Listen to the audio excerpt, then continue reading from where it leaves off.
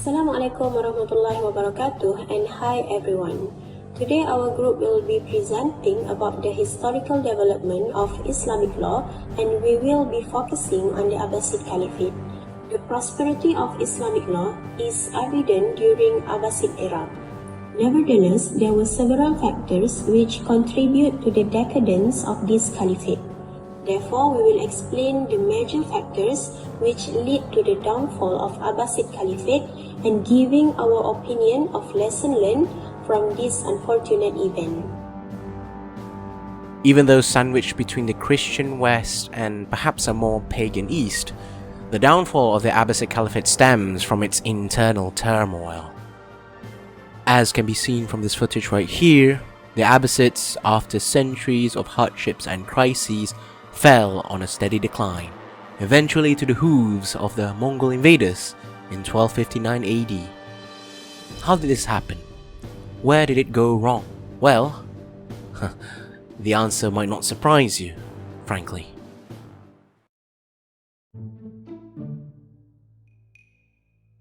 The Abbasid Caliphate was the Caliphate's Muslim dominion's second major dynasty. It deposed the Umayyad Caliphate in 750 CE and reigned as the Abbasid Caliph until the Mongol invasion in 1258, when it was destroyed. The dynasty name derived from the Prophet Muhammad, peace be upon him, uncle Al-Abbas of Mecca, Hamshakite of the Quraysh tribe. Members of his family attempted to seize control of the empire from the Umayyad beginning around 718 and gain widespread support through death propaganda, particularly among Shias, Arab and Persian incursion. An opening uprising led by Abu Muslim in 747 resulted in the defeat of Marwan II, the last Umayyad Caliph, and the proclamation of Abu al-Abbas al-Saffah as the first Abbasid Caliph. Under the Abbasid, the Caliphate began a new era rather than focusing on the West, North Africa, the Mediterranean and the southern Europe. As the Umayyad had done, the Caliphate now turned eastward. The capital was moved to Baghdad and events in Persia were closely watched. The Caliphate did not coincide with Islam for the first time in history. Between 750 and 833, the Abbasid boosted the empire prestige and power by encouraging commerce, industry, the arts and science. During the reign of Al-Mansur, Harun al-Rashid and Al-Ma'mun. The history of Abbasid Caliphate can be divided into two eras. The first one is the golden era of the Abbasid, and the second known as the corruption and dissolution era, which is when the Caliphate began to decline. The decadence of the Caliphate will be focus of this presentation.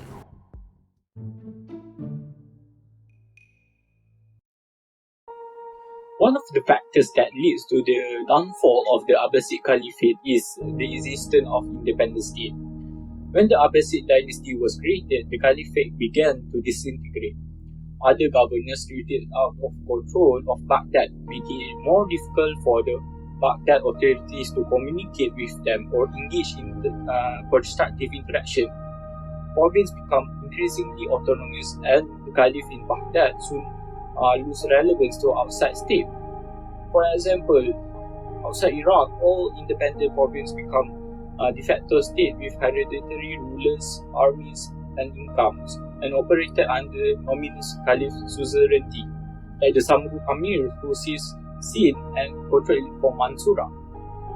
To protect themselves from attack or invasion, each of the independent states had to build their own armies. By the end of the 8th century, the Abbasid could not control a polity bigger than Rome from Baghdad.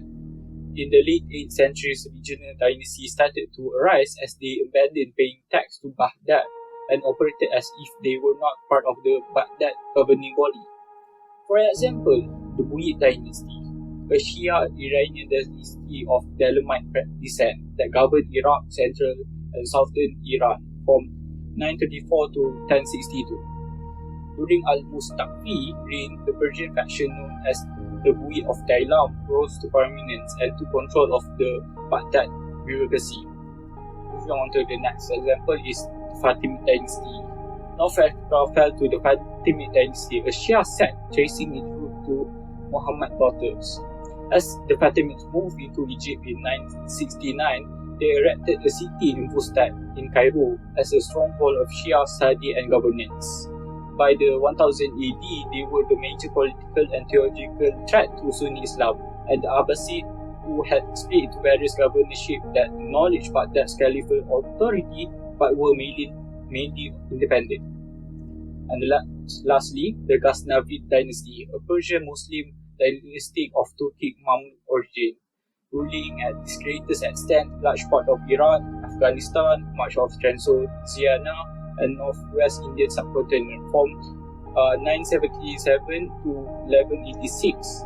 Mahmud of Ghazni took the title of Sultan as opposed to Amir that had been in common usage, signifying the Ghaznavid Empire independence from the Caliphal authority despite Mahmud's ostentatious display of Sunni orthodoxy and ritual submission to the Caliph. Other than that, another factor that contributes to the declining of Abbasid Empire is economical crisis. The main reason why this happened was the incompetent and weak Caliph who turned their interest toward luxury, disregarding the fact that the economical debts of the Caliphate were growing, and that would eventually provoke many countries to rebel against the Caliphate. There are few specific reasons that caused the economical crisis during Abbasid Caliphate. Firstly, the civil war. The first civil war was happened between Al-Amin against Al-Ma'mun, while the second civil war was happened between Al-Musta'in against Al-Mu'taz. This civil war had presumably an effect on the supply of foodstuffs from one region to another within the domain of the Abbasid Caliphate, which included Iraq, Persia, Syria, Hijaz, and so on. Based on the numismatic evidence, the civil war was also led to the devaluation of the Abbasid dinar and consequently to a mark of inflationary trend in the cost of living. Secondly, the activities of the Ayyarun. The economic problems of Iraq, particularly those of Baghdad, were aggravated by the activities of the Ayyarun. The word Ayyarun literally means the vagabond. Historical accounts mention that the scarcity of foodstuff or increase in prices resulted from the activities of the Ayyarun, who frequently plundered and raided merchant stores, disturbing the flow of merchandise, costing them money, and inevitably led to the increases in prices. Furthermore, the Ayyarun very often burned shops, and the Turkish army also, while in searching of them or clashing with them, also set fire to the shop which they had hidden themselves. This means many loss happened because of the chaos made by the Ayyarun. Another reasons that contribute in the economical crisis in the Abbasid Caliphate, such as heavy taxation, societal mishap, agrarian disorder, and the revolts made by the people of the Abbasid Caliphate. All these reasons were contributed in the arising of the economical crisis of the Abbasid Caliphate. Abbasid Caliphate was the second of the two great dynasties of the Muslim Empire of the Caliphates. Hence, there are several factors which lead to the downfall of Abbasid Caliphate. One of the factors is the weaknesses of the government. Firstly, the influence of Turkey. During the rule of the Al-Mu'tasim, the Turks began to become a part of the rule of Abbasid by join and become a part of the troops. When the Turks had finally dominated the Abbasid Empire, they put the caliphs under their control and they intend to dominate the caliphs under their will. Secondly, the incompetence of the leaders. Khalifah Al-Watiq, who was the son of the Al-Mu'tasim, did not make any changes in the development of the country. During the reign of Al-Watiq, the administration of Abbasid were in hands of the Turks. Meanwhile, they are also dominated by the Persians, who was appointed to become soldiers, governors, judges, and so on, such as Khalid bin Barma, who was appointed to become a prime minister. Okay, thirdly, Abbasid Empire were controlled by the other force. After Khalifah Al-Watiq died, the position of the caliph was replaced by his brother, which is Khalifah Al-Mutawakkil. During the rule of the Khalifah al-Mutawakkil, the administration of the country was fully dominated by the Turks and Persians. Khalifah al-Mutawakkil tried to change the administrative policy of the country from the intervention of the Turks and Persians, but he failed. The last factor contributing to the Abbasid Caliphate's decadence is that near the end of the reign, the Abbasid Empire was attacked from the north, the west, and the east. This means that they were attacked from all sides of the empire. Many Muslims had been attacked, and the Muslims had been brutally killed as a result. While being attacked by the outsiders, other minor areas among the empire demanded independence from the Abbasid Caliphate. As a result of the Mongol attack on the empire, the Mongol army besieged the city of Baghdad in 1258.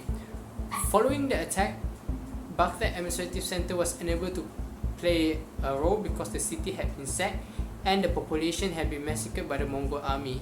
This event was thought to be the final coffin in the decaying Abbasid Empire.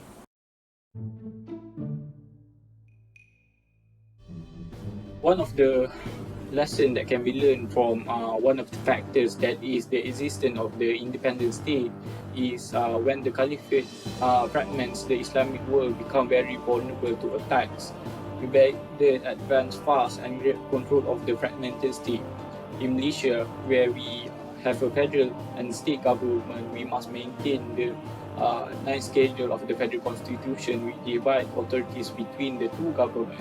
However, if there were any conflict, they should negotiate on the principle of mutual understanding and benefit in the hope of avoiding the tragedy that befall the Abbasid Caliphate.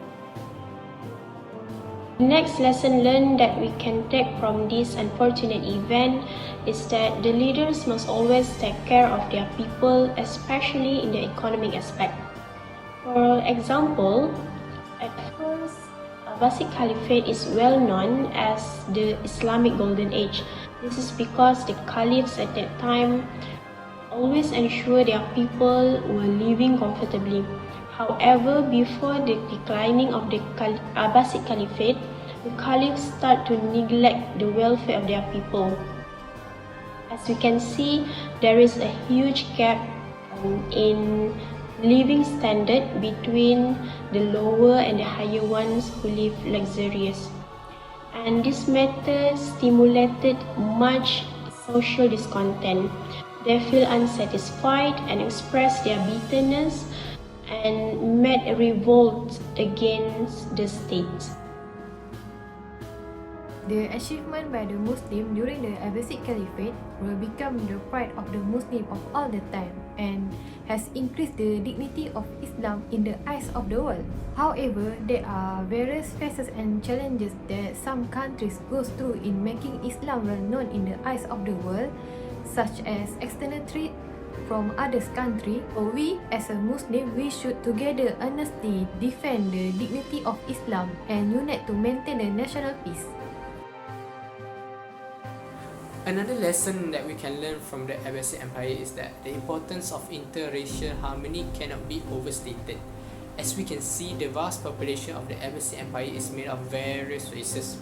If racial unity is achieved, there will be numerous benefits. For example, racial unity, the population sense of nationalism will be stronger and the economy of the country will be much better.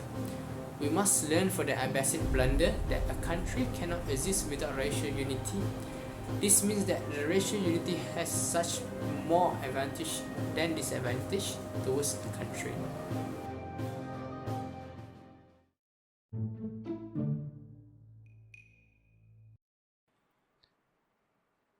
Onwards to the conclusion of this presentation, number one being that the Islamic law is a field of study that had persisted for literally 1,000 years, tested from within every circle of life and demographics and in every situation that one man could think of. This is due to the fact that Islam itself is not entirely just based around the religion, but also around the customs of the people living under it. Now, being that Abbasid Caliphate is one of the biggest nations that have ever existed in history, this does not seem like an impossible thing to think about. The second conclusion of this presentation is that always, always, always have a vision in life and in beyond death as well. To stagnate and to yearn for something temporary is as good as yearning for failure and disgrace itself. If anything, the strength that you've earned and wished and hoped for so long is already yours in the first place. Just is the case with the Abbasid Caliphate. They went out to the world to venture out just to find what is within themselves, to learn from the Greeks, the Persians, the Romans, the Chinese, the Indians, all these foreign knowledge from foreign peoples, to learn from others, and yet the inspiration of it, the aspiration, the vision of it comes from within themselves. This is what makes them the better people in the first place. And I think that individually, we as people could learn from that as well. And to the third conclusion is that history is actually fun. You don't need to worry about the details, even though everything sounded so very tedious, so very frustrating with all this knowledge and facts. In actuality, history is just a reflection towards humanity itself. Even a big nation such as that of the Abbasid Caliphate is that it is a mere reflection towards humanity itself, and that everything is temporary and nothing is eternal. And that is fine. It is just fine that way.